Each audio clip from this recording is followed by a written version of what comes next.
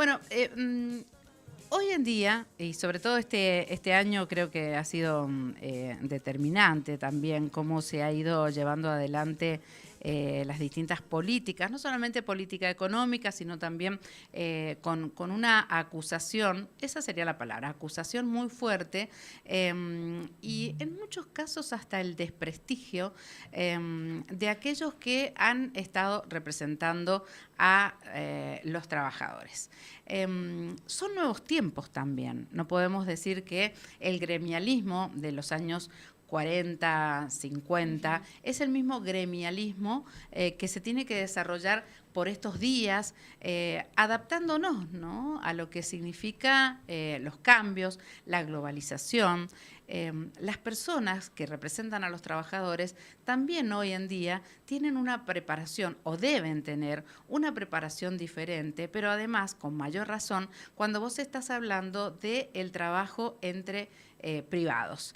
Estás representando a trabajadores que están dentro del sector privado y con mayor razón ese laburo que significa representarlos, pero también acordar con aquellos que ni más ni menos son los que están generando fuentes de trabajo. Me parece fascinante, me parece un desafío y por eso nosotros hemos querido invitar hoy a quien representa a un gremio justamente muy vinculado, obviamente, al sector privado, que es el sector mercantil. Lo tenemos a Fernando Ligorria, quien es el titular del Centro de Empleados de Comercio, y bueno, es una persona, no solamente que es una persona muy capacitada, joven, que viene con una escuela interesante, sobre todo de cambio, pero además, bueno, que está trabajando junto a la CEPAL, a la OIT, y que seguramente nos va a poder contar cuál es la visión que hoy tiene el gremialismo si realmente quiere seguir o continuar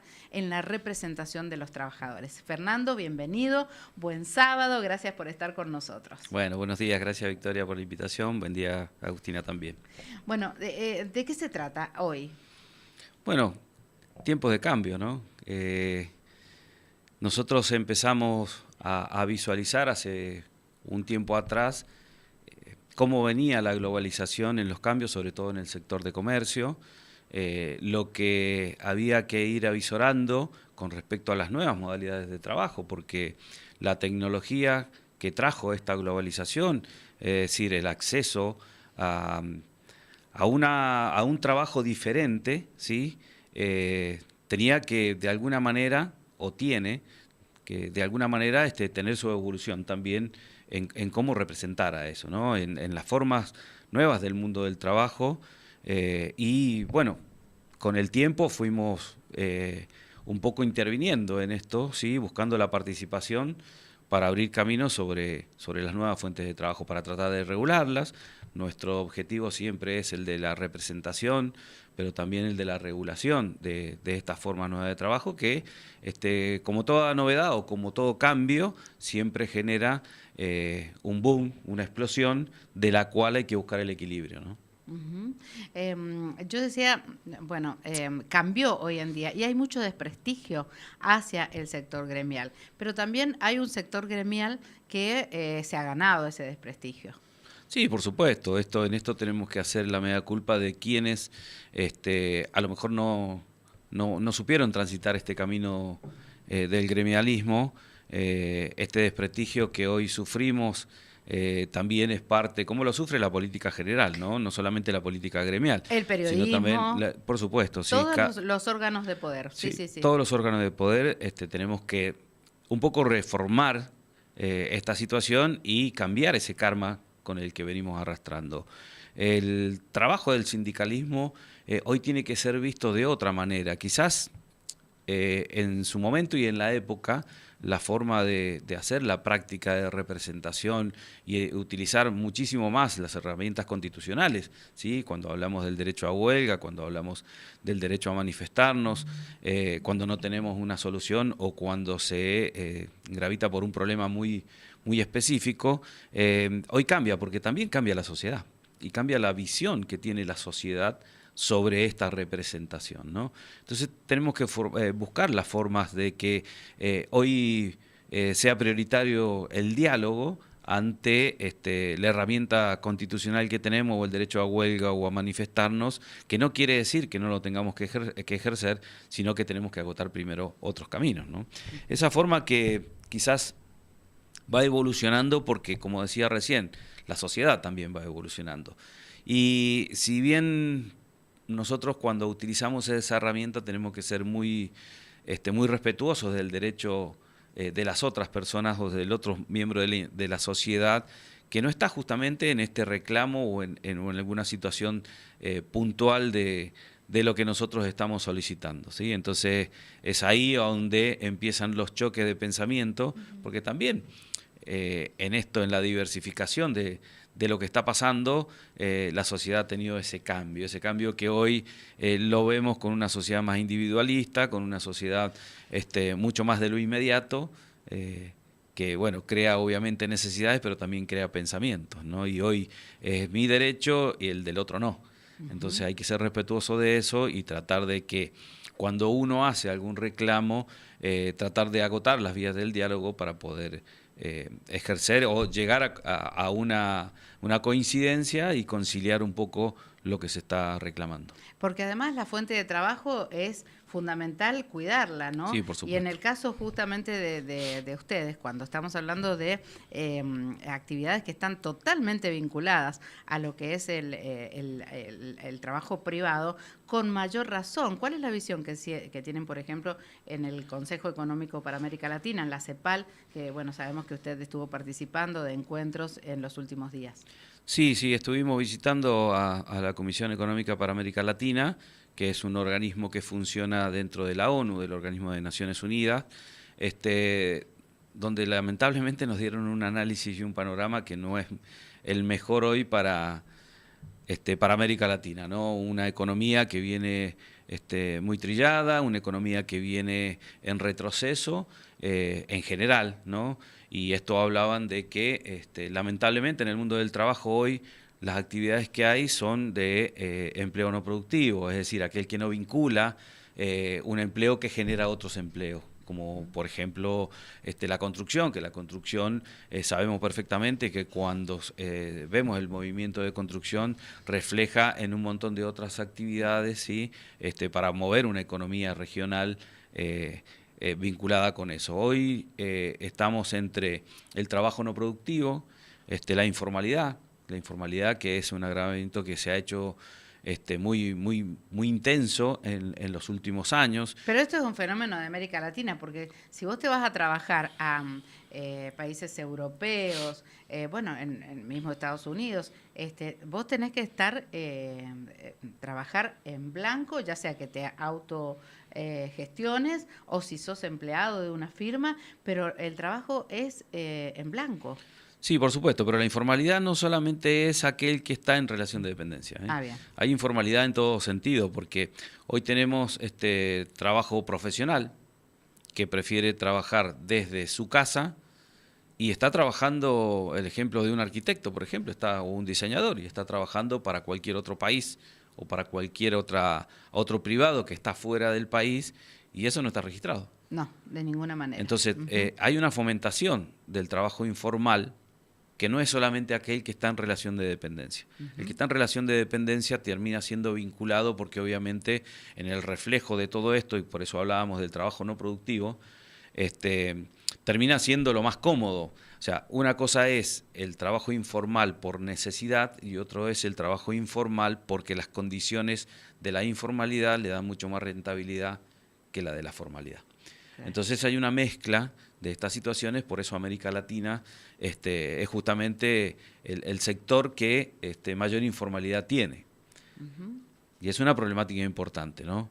En este análisis que hacían, bueno, obviamente hay situaciones muy estructurales y después están las situaciones coyunturales, ¿no? Que en América Latina la diversificación de políticas en los distintos países, ¿no?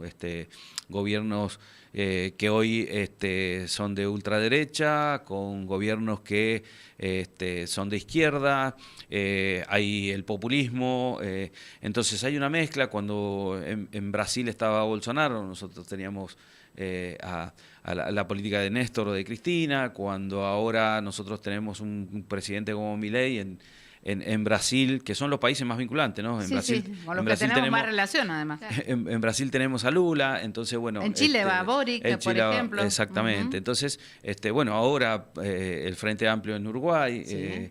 una situación que en el Mercosur y en América Latina, con los distintos gobiernos, hace que por ahí no haya coyunturalmente algunos acuerdos que puedan llevar a un poco ordenar esto que está con el trabajo no productivo y con la informalidad. Uh-huh.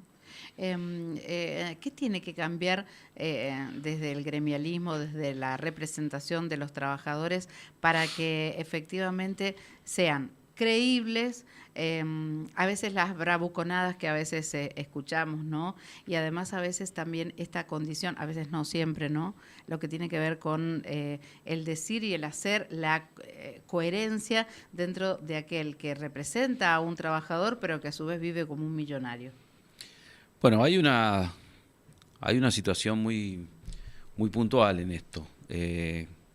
Yo creo que los cambios que ya se vienen produciendo, no es un cambio que tenemos que hacer ahora, porque, por ejemplo, desde nuestro gremio nosotros hace muchísimo tiempo que venimos en esta función de cambio pensando en que no solamente el gremialismo tiene que hacer la representación de la defensa del derecho laboral, de la negociación colectiva, también hay situaciones que fueron creadas para que el gremialismo resalte de otra manera, como es otorgar servicios y beneficios. Uh-huh. Nosotros somos convencidos de que no solamente tenemos que hacer ese tipo de representación, sino que también debemos darle calidad de vida a los empleados y a las empleadas de comercio y su familia.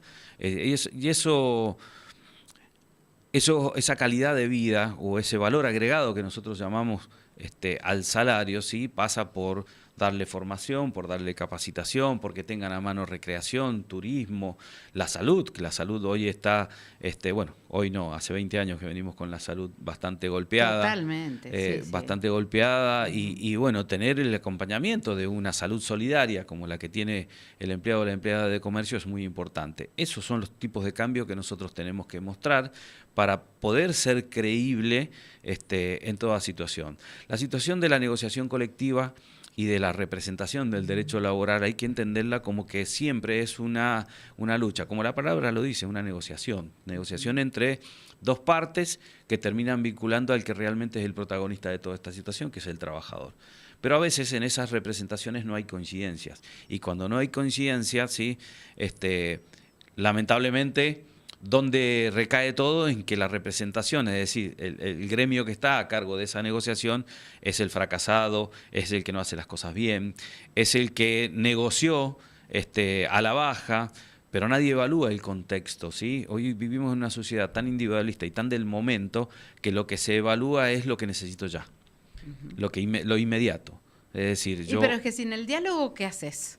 No, por supuesto que el diálogo tiene que estar. ¿Qué haces si no te sentás a dialogar justamente con aquellos que son el motor y los que te brindan el trabajo? Tenés que tener un punto medio. Está bien, vos representás a los trabajadores, pero también hay que ver los contextos, ¿no? Totalmente, pero a veces lo que no se ve es los contextos. Ese es el problema de lo que vivimos pasando nosotros cuando hablan de que el gremialismo se llena las arcas, porque además esto de hablar de que las obras sociales, por ejemplo, son la cajita de los sindicatos, si nosotros hacemos una evaluación es totalmente distinta. En los gremios, en la mayoría de los gremios y en la estructura de los gremios, tenemos dentro de ellos salud, o sea, brindamos salud, y ese costo es del gremio, no es solamente de la obra social. De hecho, ¿cuánto incluso, no sé si es el caso de OSECAC, pero cuánto pasa con otras obras sociales que a veces abren un poco la posibilidad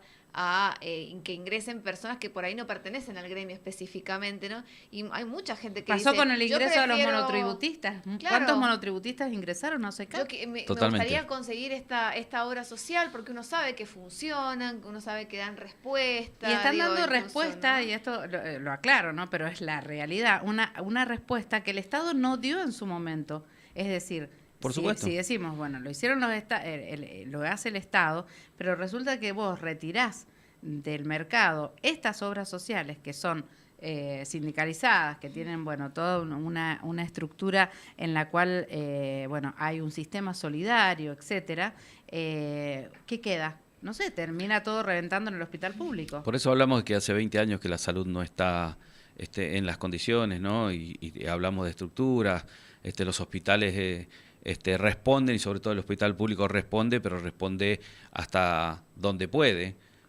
Por eso está la salud solidaria con las distintas, por eso está también la salud privada, ¿no? Son tres patas: la salud pública, la salud solidaria y la salud privada, ¿no?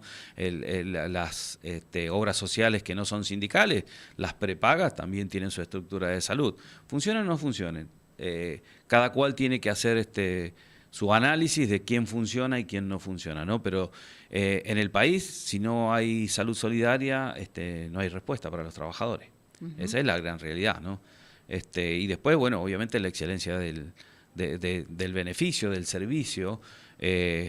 Cuando uno está obligado como obra social simplemente a responder por lo que dice el plan médico obligatorio, se extiende mucho más de esas prestaciones, ¿no? Y yo creo que la gran diferencia también es que entre la salud pública y la salud privada, el trabajador cuando está en la salud solidaria, la respuesta la tiene directamente desde un dirigente y no desde un gerente o de algún cargo público que le dé las explicaciones necesarias o la respuesta que necesita para poder tener su servicio de salud. Y eso hace una gran diferencia, Victoria, porque un gerente está por el dinero, un dirigente está justamente porque ha sido elegido para poder dar respuesta a la situación. Y que en algún momento fue empleado. Por supuesto. En algún momento, claro. Por supuesto. No olvidar las bases. No, las por supuesto, raíces. las bases son lo principal de esto. Nosotros llegamos a donde está gracias a los trabajadores, a los que entienden que de alguna manera estamos haciendo las cosas para ellos correctamente, obviamente siempre pensando en que falta y siempre va a faltar para darle a los trabajadores, pero bueno, utilizando los recursos que aportamos todos, y que se ven dónde van destinados. Eso es fundamental, la transparencia. Sí, hoy la transparencia hace a que la creencia del dirigente. Dije transparencia, es transparencia. Transparencia, sí. Bueno, un furcio, sí. Chicos, perdónenlo. Bueno, ya para ir cerrando, un poquito referido justamente, bueno, el trabajo va a continuar dentro de lo que es la organización de la OIT, pero también el trabajo, digamos, de diálogo fundamental en un año difícil. Si nos tuvieras que hacer, Fernando, una especie de resumen de lo que ha sido este 2024 y sobre todo, bueno, las expectativas. Creo que, en definitiva, hay cambios que tienen que ver justamente con el gobierno, pero que no es nuevo el sufrimiento y el padecimiento que tienen o que han arrastrado, ¿no?, los trabajadores, pero también las empresas, para no cerrar y para no expulsar gente. Sí, yo creo que en el análisis general de todo lo que está pasando, del contexto económico, en una economía que ha bajado la inflación, pero la inflación baja necesariamente por una cuestión de recesión y no por una cuestión de equilibrio entre precio y salario. Yo creo que lo que nos deja es mucho por trabajar. Nunca tenemos que pensar que por cómo está todo el contexto no podemos hacer nada. Siempre hay que pensar en positivo y esto crea muchas oportunidades y también son los desafíos, como decía usted, Victoria. Los desafíos de los nuevos trabajos, de ponerse a la altura de ellos, de generar algunos acuerdos sociales con el Estado, con las empresas, a nivel general, a nivel nacional, a nivel internacional. Esto es una cadena que crea oportunidades. Yo creo que hay que sentarse, afrontar la situación y poner en contexto estos acuerdos sociales que lleven al crecimiento. Obviamente que desde el sector privado es lo que más deseamos para que los empresarios puedan tener rentabilidad y para que los trabajadores puedan seguir sosteniendo fuentes de trabajo, pero además que esas fuentes de trabajo sean dignas, sean bien pagas, ¿sí? Que un poco empecemos a trabajar con la informalidad, que creo que los caminos que está hoy el gobierno actual afrontando con estos cambios no es la solución, pero son apreciaciones particulares, personales mías.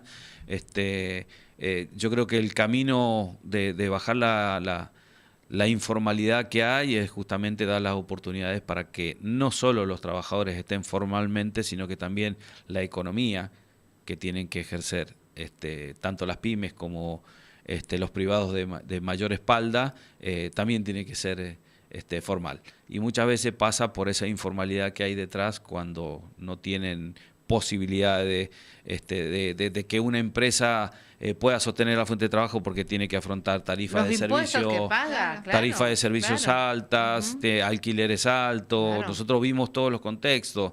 En el microcentro de Mendoza había muchísimos negocios cuando empezaron a subir las tarifas de servicios, los alquileres y todo lo demás. Para no perder, se fueron mutando y se fueron acercando a los microcentros de los departamentos aledaños. Bueno, las alternativas Apareció la venta online. Apareció la Recordemos venta que online. También la pandemia marcó un antes y un después. Y bueno, el desafío de los nuevos trabajos y del mundo del trabajo está con la tecnología, ¿no? Ni más ni menos. Y hay que afrontarla con capacitación, con formación y con diálogo social. Claro, si no hay capacitación, olvídate. Si no hay capacitación, si no hay formación y si no hay diálogo social, no vamos a tener ningún crecimiento. Bien.